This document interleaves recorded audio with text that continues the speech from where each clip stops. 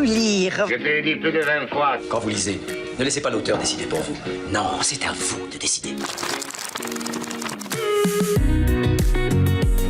FDL, la fréquence des loisirs, c'est l'instant fréquence des lectures pour les fans de lecture. Aujourd'hui, c'est la chronique bande dessinée présentée par Françoise.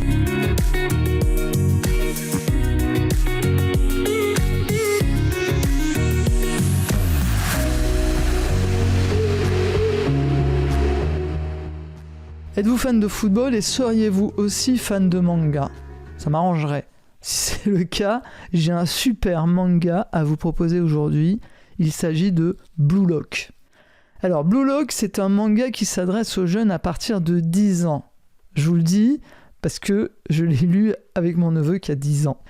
Le tome 1 et 2 sont sortis le 2 juin 2021. Nous en sommes actuellement au tome 11, ce qui fait une édition assez rapide entre chaque tome. Pour cette série, nous avons au scénario Muneyuki Kaneshiro et au dessin Yusuke Nomura. Alors je ne vous raconterai pas la vie de ces mangaka, si c'est qu'ils sont japonais, et donc toutes les infos les concernant sont écrites en japonais. Voilà, bon, donc du coup je vais un peu m'arrêter là. Bon, alors sachez quand même que ce ne sont pas des mangaka débutants. Le scénariste Muneyuki Kaneshiro en est à sa 10e série traduite en français, et pour Yusuke Nomura, le dessinateur, c'est sa 2e série. Donc il est un peu plus jeune, mais vous allez voir dans le manga, il a vraiment beaucoup de talent. Voilà, je m'arrêterai là sur les deux mangaka. Je vais vous parler tout de suite du shonen Blue Lock. Blue Lock, c'est un shonen à mettre entre toutes les mains. Je vous disais au début qu'il s'adresse aux fans de foot, mais même les non-fans, voire les anti-foot, peuvent être intéressés. Je parle un peu pour ma paroisse, vu que moi, personnellement, c'est pas vraiment mon truc, le foot. Et j'ai lu le manga, le premier tome, suivi du 2e tome.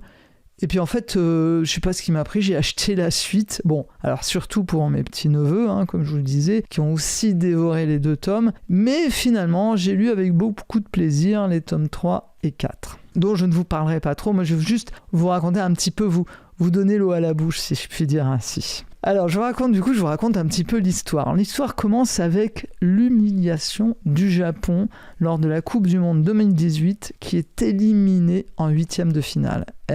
Et là, le constat est fait, à savoir que le Japon ne pourra jamais prétendre un jour arriver à la finale de championnat du monde.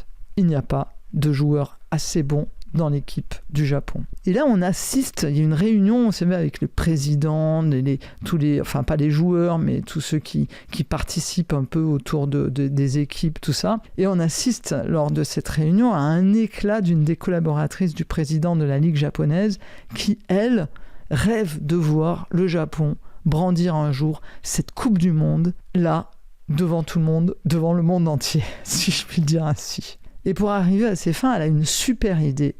Elle va faire appel à un entraîneur très spécial qui va mettre en place une sélection bien particulière et fonder un centre de formation révolutionnaire, le Blue Lock.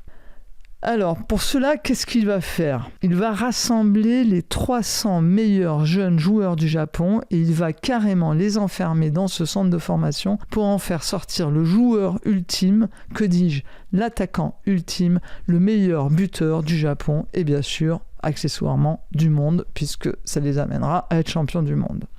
Ça, c'est le début de l'histoire. Ça commence un petit peu comme ça et puis on va voir l'histoire en elle-même avec le jeune, parce qu'il y a le jeune héros dans cette histoire, et ce jeune héros, il s'appelle Isagi. Isagi, c'est un jeune joueur de foot, pas très bon, mais pas mauvais non plus, il est passable, voilà. Il rêve, lui, de foot et de championnat de foot. Il vient d'ailleurs de perdre son dernier match, en cause une passe qu'il a fait à un mauvais buteur. C'est de sa faute. Il considère qu'il a fait la mauvaise passe, et il regrette, en fait, d'avoir joué collaboratif. Et il pense qu'il aurait dû marquer ce but tout seul. Isagi décide de s'inscrire au Blue Lock avec pour seul vœu gagner et être le seul et l'unique grand buteur du Japon. Seulement voilà, ils sont 299 jeunes footballeurs comme lui et il ne doit en rester qu'un.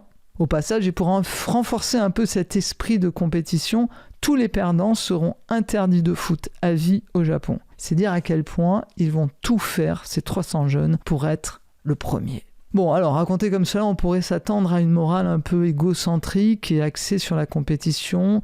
Eh ben oui, c'est un peu le cas de la morale des premiers tomes.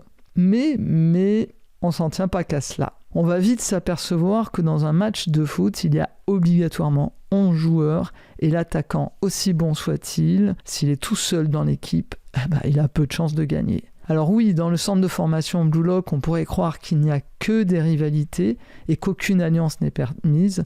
Pourtant, au fil des pages et des jeux, les joueurs vont découvrir à quel point ils ont besoin les uns des autres et ce besoin ne se limite pas à une utilité passagère. Ils vont devoir apprendre à se connaître, à se jauger et jouer ensemble vers un même but. Et pour cela, ils vont chacun apprendre à trouver leur place et surtout apprendre à laisser la place aux meilleurs pour que l'équipe gagne. Voilà, c'est un peu l'histoire, c'est un peu la morale de l'histoire, on va dire.